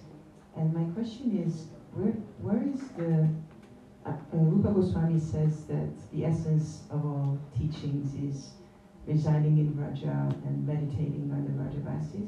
But where is the room for the Smaran of Gora, Rupa, Nama, Leela in our daily practice? What would be your recommendation for meditating on Lord Chaitanya's? Okay, so where is the recommendation for meditating on Chaitanya Mahaprabhu's Nama, Rupa, Gun, Leela? I mean, not in Shastra, but in our everyday life. Yeah, in our everyday life, because Acharyas sometimes not only teach by giving specific instructions, but acharyas also teach by indication. So there is a very nice example of this in the Mahabhashya of Panini. So I will try to specify if I can find it here. Yeah. So here is what it says in the Mahabhashya of Patanjali Muni. Ingitena cheshtitena nimishitena mahatava sutra prabandena acharyanam abhiprayo gamyate. The intentions of all previous acharyas are understood either by their actions or by their direct writing. So sometimes an acharya indirectly indicates ingitena. So not everything is put into writing. Sometimes ingitena. Sometimes they indicate something by their actions. And then by their actions you find out that what the acharya wants. So in the writings of Sri Rupa Goswami you can find ingitam, indication. So in the very beginning he will have a few verses for Sri Chaitanya Mahaprabhu, and the rest of the book will be dedicated to Sri Krishna. If you have seen, this is the pattern that Sri Rupa Goswami follows. He may not give an instruction, but it is ingitam. Ingitam means it's how he indirectly indicates how our practice should be. So like Srila Prabhupada said, Jai Shri Krishna Chaitanya Prabhu Nityananda once before Kirtan, and then the main Kirtan should be what, dear devotees? Hare Krishna, Hare Krishna. So ingitena. Acharyas teach something by their indications, and not always everything is written down specifically. In such conditions, this quote from Mahabhashya of Patanjali on Panini's Sutras is very important. Ingitena, by their indications, cheshtitena, by their actions, nimishitena, sometimes simply by their blinking of eyes, nimishitena, mahatava sutra, or sometimes by writing a direct shastra, and acharya's intentions are to be understood. So this is what Patanjali Muni says in Mahabhashya. The Shastras explain so many things, how to understand an acharya. So you understand Sri Rupa Goswami in this way. He has given ingita, he has given indication by his own writings that in the beginning there should be some remembrance of Sri Chaitanya Mahaprabhu, and most of the remembrance should be Krishna centric. Because it comes back to the point where Chaitanya Mahaprabhu was saying, if you have love for me, don't sing of anything else besides Sri Krishna. Because things can easily go wrong, and then I can say, why Krishna? I'll just remember Sri Chaitanya Mahaprabhu 24 hours a day. Then I can form a new cult only around Sri Chaitanya Mahaprabhu. And then I can give an excuse that if I utter Mahaprabhu's name, Krishna will always come. Isn't it? So I remove Krishna's name. So that is where things go wrong, because we could not understand the indications of the previous acharyas. So some expertise is required in that. So I hope that answers your query. The answer is given in Mahabhashya of Patanjali. So there are some beautiful literatures. The followers of Sri Vishwanath Chakravarti Thakur have written, I think his name is Krishna Das, a beautiful description of Mahaprabhu's daily pastimes. There we find that Mahaprabhu is always thinking about Radha and Krishna. So if we really think about Mahaprabhu, we must arrive right there. Yeah, we must arrive at Radha Krishna. At the same time, there is also in Navadvip, there are some branches of the Sampradaya who are like specialized in Gaur Leela. And we respect everybody, and we like to be as democratic as possible. We respect everybody. That there are branches who have dedicated themselves to Ashtakaliya Leela Smarana of Chaitanya Mahaprabhu. And there are branches. We can't deny that they exist. But those branches are not following the ingitena, the indication of Sri Rupa Goswami. That objectively we can say without making an aparad, that they are not following the indications given by Sri Rupa Goswami. So in this way, yes, if somebody loves Chaitanya Mahaprabhu, they will want to love Radha Krishna all the more. That is a fact. Actually, the fact that Rupa Goswami is present within the pastimes of Mahaprabhu, as well as in the pastimes of Radha and Krishna, indicates that we should never separate it. We should. Those pastimes are mutually connected to each other. Gaur Leela is a gateway into Krishna Leela, and Krishna Leela brings us back to Gaur Leela. But I think the question was more about the quantity. How much. So some customary remembrance of Gaur Leela is there by the previous acharyas, and then remaining time Krishna Leela. So I think that's a very good framework to follow, because it keeps us safe because we are following the previous acharyas. So I think that answers a very good degree of satisfaction. One more? Two more? You decide. I am alright. I can be here till midnight, no problem. You decide. There are some queries behind there.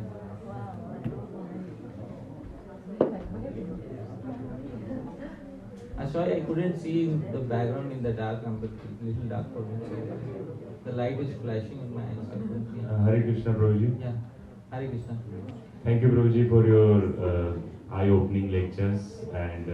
It opens the eyes of people who are sleeping. Yeah, Prabhu. I am also sleeping, so it's needed to be. I always tell people, if you ever have insomnia, just come and sit in my lecture. I guaranteed cure or your money back. Alright? So basically, my question is, Prabhu, that we get instructions from our superiors and like our spiritual master. But although we follow it, but the level of surrender is not increasing. You are following, which means you are surrendered, right? But we feel that we are not surrendered that much that needed to be there. So how we can increase that surrender level? Surrender is objectively defined by Sri Rupa Goswami. That what is the technical term for surrender? What is surrender in Sanskrit? Please tell me. Sharanagati. Ah, wonderful. So now you have the technical term. Now once you have the technical term, you can look up the definition of Sharanagati in the Shastra. Please repeat after me. Anukulyasya sankalpa Pratikulyasya varjanam Rakshishyati iti vishwaso Goptritve varanam tatha Atmanikshepa garpanye Shadvidha sharanagati Sharanagati has 6 forms. It has 6 limbs. First is Anukulyasya Sankalpa. If we are doing what is favorable for our bhajan, first limb. Second, Pratikulyasya Varjanam. If we are avoiding what is unfavorable. Third, Rakshishyati iti Vishwasa. Bhagwan will always protect us. This Vishwas, this faith one should have. Goptritve Varanam Tatha, and Bhagwan is our highest maintainer. Fifth is Atma Nikshepa, having a feeling of surrendering everything to Bhagwan, and Karpanya, a feeling of humility. These 6 are defined as limbs of Sharanagati. The more you have these, the more Sharanagat you are. If you feel lacking in some way, come in direct contact with a devotee who has already attained these 6 limbs, and emulate their behavior as much as possible, and understand their concept of Sharanagati so that your doubts are driven away. There are 6 limbs of Sharanagati, and one who has that, they are called Sharanagat, they are called surrendered. So often a question, I don't feel surrendered enough. So there is no yardstick to measuring such questions. The yardstick is given by the previous acharyas. There are 6 limbs to Sharanagati.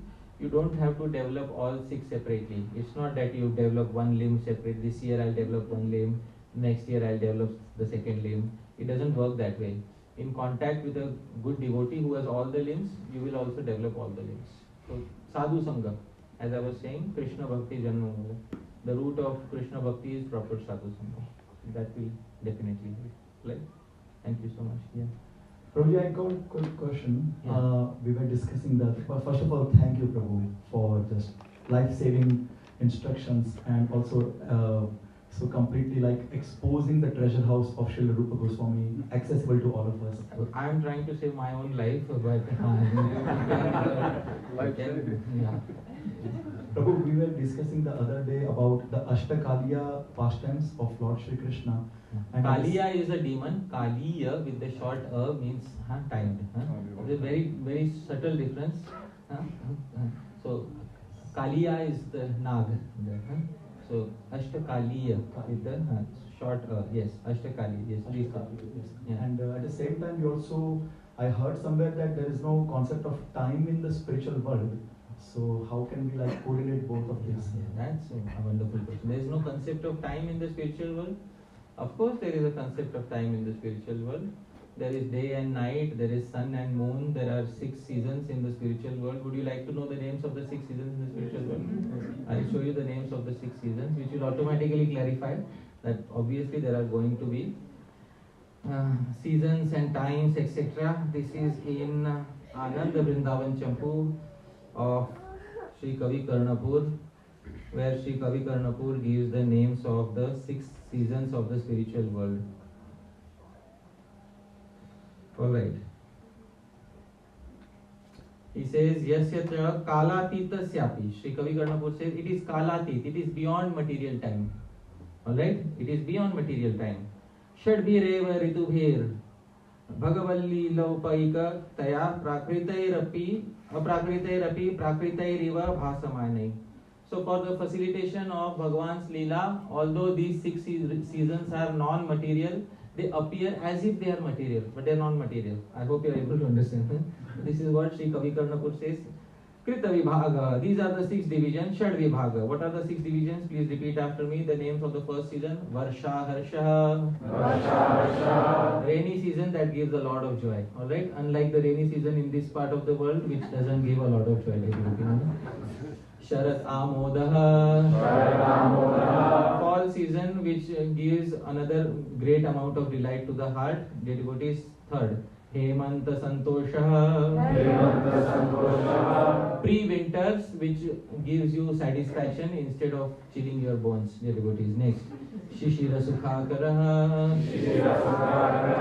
Actual winters, which is very cooling to the body, pleasing to the body, not like the winters that we have in this world. Vasanta Kantaha. Beautiful spring. And Nidagha Subhaga. Auspicious summer. These are the 6 names given by Sri Kavi Karnapur in Anand Vrindavan Champu. So there are 6 seasons, and these 6 seasons come in time. Ahead, Sri Kavi Karnapur says that 6 seasons come in their respective time during the year. But there is also a special section in Vrindavan where all 6 are manifested in the same place. So he draws a map of Sri Vrindavan in which those 6 seasons are there. So you can also have, as they say in Hindi, Sardi mein Garmi ka ehsas. Alright? You don't know what it means, that you can have winters in summers, dear devotees. So there is a section in Sri Vrindavan where you can have all the 6 seasons together. So this is why Sri Kavi Karnapur in Anand Vrindavan Champu, definitely there is time factor, the clock moves. But when it says there is no time, it means that the 6 effects of time are not present in the spiritual world. What are the 6 effects of time that are not present in the spiritual world? Birth, existence, growth, transformation, diminution, death. These 6 are not present in the spiritual world. That is what is meant by it. Alright? Doesn't mean that everyone is frozen forever in the spiritual world and time doesn't move. Right? So that is not the meaning of it. Okay. Chalo. I hope that answered your query. Okay. Who's Mataji, yes. Thank you, Prabhuji. I have a question related to surrender only. I'm a beginner in Bhakti, so please bear with me if this is a silly question. One is, I would like to know, I know we have to depend on Krishna for the results of our actions, but how do we know where we leave it to Krishna and where we have to stop trying, for something to happen? Or like over-enduring on something, and how do we know what is Krishna's plan and where is the borderline for us to stop trying? Krishna usually doesn't interfere with our material life. So mostly whatever is going on in our material life is part of plan of Mahamaya, and that is what she has mandated for us. Only when we take to the path of Bhakti does Sri Krishna start getting directly involved in our day-to-day life. Often people say, I will surrender to Sri Krishna, but surrender to Sri Krishna is a process of Bhakti. And in Bhakti, when one is situated on the path of Bhakti, that is when Sri Krishna's presence is felt in day-to-day life. In day-to-day worldly activities, we have to do whatever is according to dharma. And dharma we can decide according to what is given in the Shastra. and Shastra is the indication given by Sri Krishna. So you know what Sri Krishna wants from you by following the regulations given in Shastra for your daily worldly activities. And this complete surrender, full surrender is only after one dedicatedly takes to the path of bhakti. Otherwise, for day-to-day life, Sri Krishna has given a very general rule in the Bhagavad Gita. Tasmat Shastram Pramanam Te Karya Karya Vyavasthitau Yatva Shastra Vidhanoktam Karma Kartumiharhasi. Krishna says to Arjun 16.24, one should therefore understand what is duty and what is not duty by regulations of Shastra. Knowing such rules and regulations, one should act so that he may gradually be elevated. So how do we know what Krishna wants? We should see what is given in the Shastra, and what is given in the Shastra is the indication that Krishna wants in material life. After taking to the path of bhakti, Sharanagati is a very personal thing on the path of bhakti. But for material life, you have to follow what is given in the Shastra. That is the answer to the prayer. But the thing is, when we follow a dharmic way of life, there is so much injustice, so many wrong things happening around us. So we will get impacted by it. So how do we handle this situation? So we do our best and leave the result to Krishna. This is an assumption that we do dharma and then negative things will come to us. Even if negative things come to us, Shastra tells us how to deal with negativities. So why do we leave out Shastra when negative things come to us? Shastra will help you in all aspects of life, including when negativities come to you. First and foremost, it is incorrect to have an assumption that just because we are following dharma, negative things will come to us. It is that assumption itself is incorrect. Negative things come to us because of something negative we have done in the past. That is what Shastra tells us. It doesn't come to us because we are following dharma. Dharma has nothing to do with it. Negative things come to us because of some negative seed in the past. And if some negative reactions come to us, then Shastra tells how to deal with it. The Shastra is a solution for all those situations of life, even when some negativities arise in one's life. But one has to follow the guidelines of Shastra under the guidance of devotees or under the guidance of Guru. So it's very important to find good guidance by associating with devotees and coming to know what Shastra actually says. That is the answer to the query. Right? Thank you. Thank you. Alright. Anyone else? Yeah, Prabhu. We'll give here, Prabhu, here.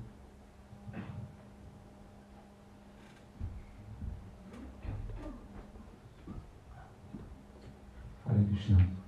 In your answers, many times you mentioned the importance of good association. Yeah. So I would like to ask if you can elaborate how good association is important in this process of anartha nivritti, because many times it is said that it's anartha nivritti is a slow process and it takes a long time and so on. And you, if I remember correctly, you said that it's better than to struggle alone practicing, than to take good association, as you said right now, good mentorship. So what would mean this good mentorship and how to associate with advanced devotees so that we can advance in bhakti? In general, in any field of life, the initial association that one takes is very important. Let's say somebody wants to prepare to be an Olympics medal winner, and they say, I'll practice alone without any guidance. Will it be easy for them to rise up to that level where they can be a gold medalist in an Olympics tournament? No, because they don't know the subtleties of mistakes that are made in those tournaments, and they need someone to tell them where the mistakes are made and to correct them from time to time. So therefore, an expert who has seen the field from all directions is needed in the very beginning, so that the expert will tell them that you should do this, you should not do this, avoid this, follow this. Under the guidance of that expert, it becomes very easy. I'll tell you another field. In childhood, students in the Gurukul are taught Sanskrit grammar. You cannot learn Sanskrit grammar without having a guru, because it is such a difficult subject that without a proper guru, by your own effort, it will be almost impossible to learn it properly. So just as a proper guru is needed in these fields of life, similarly, a proper guru is also needed in the field of bhakti. A proper guidance is needed. Otherwise, they will not be able to detect the mistakes that we are making. And unless somebody is able to detect those mistakes and help us, it becomes very difficult. Sometimes we start considering the mistakes as the genuine path. This is correct. Whatever I am doing is correct. But sometimes that may not be the case. So, and what is the yardstick for deciding who is expert and who is not expert? The yardstick is Shastra. If they are able to point out from Shastra what you are doing is bona fide, then what you are doing is bona fide. If they are not able to point out from Shastra, that means something is wrong. There should be a there should be a source in Shastra for whatever activities we are doing in the sphere of bhakti. So that expert guidance is needed always. And once you have that, then nothing else. Anartha nivritti becomes very quick. Let's say you come in contact with devotees and somebody tells you, keep chanting Hare Krishna, just without, you should not sleep at any point of time, keep chanting and hear the words properly and chant loudly. Alright, and you do that for 20 years. After 20 years, you discover this verse, Bahu Janma Kare Yadi Savana Kirtan, Tabu Tana Paye Krishna Pade Premadan. If one is infested with 10 offenses, you cannot achieve love of God. But you spent 20 years already. Now please tell me what to do. So, it's very important to have that person who knows the subtleties of the process, the nuances of the process, so that they can tell you exactly what needs to be done. Otherwise, they will give you one-sided opinion. You will follow that opinion, and it will not work for you. You don't get the result, even after decades of practice. And then what is the use? You made progress, but very little progress. You spent a lot of time for that little progress. Better would have been to have some expert guidance and to have made rapid progress in that time. Your time is very valuable, so might as well give it to somebody who's an expert. Yeah. Right? Last? Or finish? No. Finish. Okay. But maybe I can just have quick the microphone. I'm sorry, Hare Parshad Prabhu, but we need to leave a little break so that the devotees will be fresh for Maharaj Katha. Just before, because you were so kindly glorifying devotees, there's one devotee I would like to glorify today. I think we all had a lot of pleasure with the lunch that were cooked all those days. And this was by the grace of Shyamananda's wife, Manjari. And thank you so much for this wonderful seva. Thank you.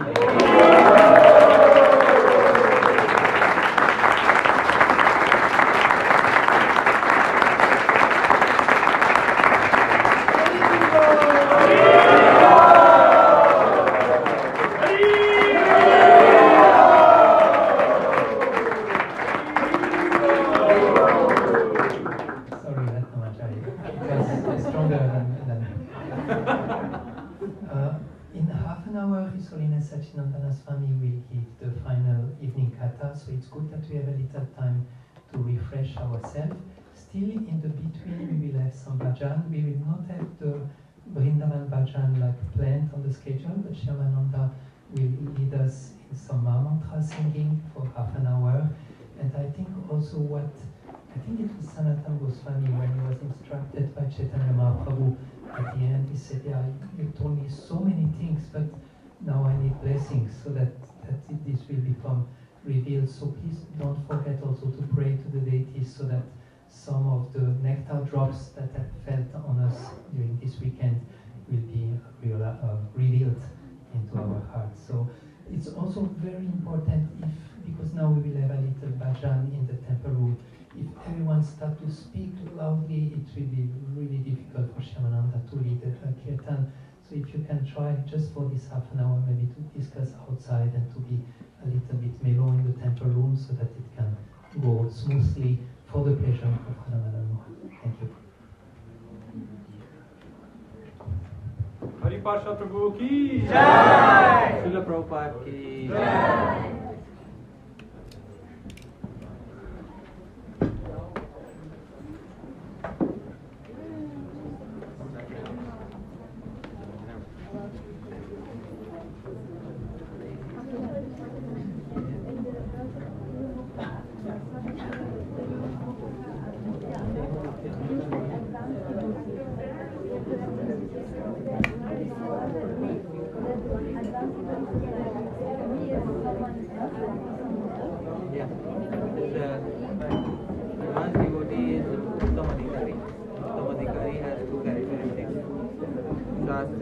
He is very expert in Shastra and in Shastric logic. Everyday Shraddha is a very firm faith. There might be multiple people who meet the criteria.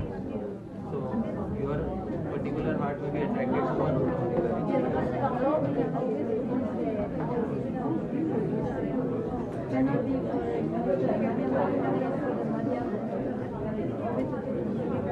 Yeah, so Bhaktisiddhanta Saraswati Thakur, when he was asked that can a Kanishta Adhikari become a guru? So Bhaktisiddhanta Saraswati Thakur said Kanishta Adhikari can never become a guru because he can only perform the initial, the Madhyam Adhikari can only perform the initial functions of guru, but they can never actually become a guru. Many times Srila Bhaktisiddhanta Saraswati Thakur, yes, here it is. Prabhupada says disciples should be careful to accept an Uttam Adhikari as a spiritual master. And Srila Bhaktisiddhanta Saraswati Thakur, question was asked, can't a Kanishta Vaishnava become a guru? Kanishta, Madhyam and Vaishnava are gradations in Vaishnavism. In Kanishta stage, only non-Vaishnavism is absent. Knowledge of the subject can only be obtained from one who has experience in the subject. If someone were given the position of a judge, how would he judge if he has not even elementary knowledge of physics? One who has no knowledge of mathematics cannot teach that subject. If one wants to know how to swim, one must go to a swimmer. If one wishes to learn how to be a swimmer, one must go to a swim. He gives a big answer. The second question is, isn't it possible for a person with meager knowledge to become guru? Answer is no.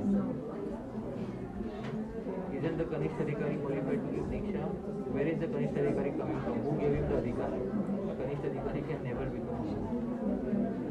Can a Madhyam Adhikari give Diksha? He can only perform the initial duties of Diksha. It is the Uttam Adhikari, Mahabhagavad Vaishnava who gives the Diksha. Because yesterday you said, why don't you accept Guru as sent by Krishna? But when someone is knowledgeable and someone is sent to her and she's saying, okay, I think you're off my Guru. Remove a man. Remove out. Okay, I think I need to reach Before out. one gets initiation, the checking is there whether they are Uttam, Madhyam or Kanishta. No, I was thinking this stuff. But that preliminary check should be done, but after that one should also check that whether it is Bhagwan's arrangement. Sometimes the Guru may be Uttam, the disciple may be very qualified. Both of them may not gel. Like husband is very good, wife is very good. Individually they are very good. Together they don't